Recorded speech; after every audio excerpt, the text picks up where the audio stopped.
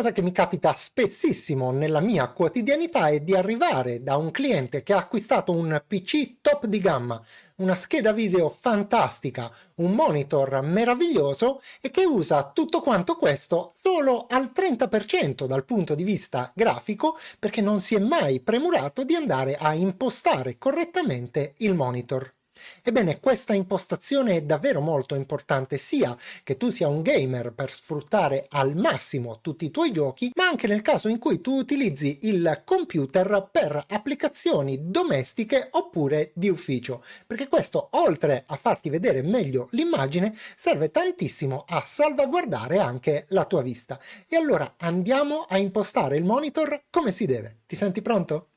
Iniziamo. Effettuare questa modifica è davvero semplicissimo. Tutto quello che dobbiamo fare è andare su un punto vuoto del nostro desktop, fare un clic con il pulsante destro del mouse e scegliere la voce Impostazioni schermo. Nella schermata che si aprirà dovremo scendere in basso fino ad individuare le impostazioni schermo avanzate e farci clic su. Nella finestra successiva andiamo ad individuare la riga che dice scegli una frequenza di aggiornamento e clicchiamo sul menu a tendina che individua le varie frequenze. Ciò che dovremo fare sarà scegliere la frequenza più elevata possibile che il nostro monitor ci consente di utilizzare. Al termine ci verrà chiesto se vorremmo mantenere le modifiche o meno e avremo un tempo limitato per farlo.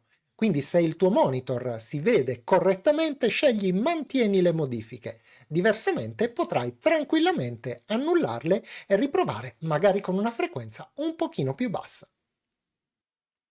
Puoi credermi se ti dico che questi pochi secondi spesi nella impostazione del corretto refresh rate, cioè della corretta frequenza di aggiornamento dell'immagine sul tuo monitor, non sono mai tempo mal speso e vale nel 100% dei casi la pena di farla.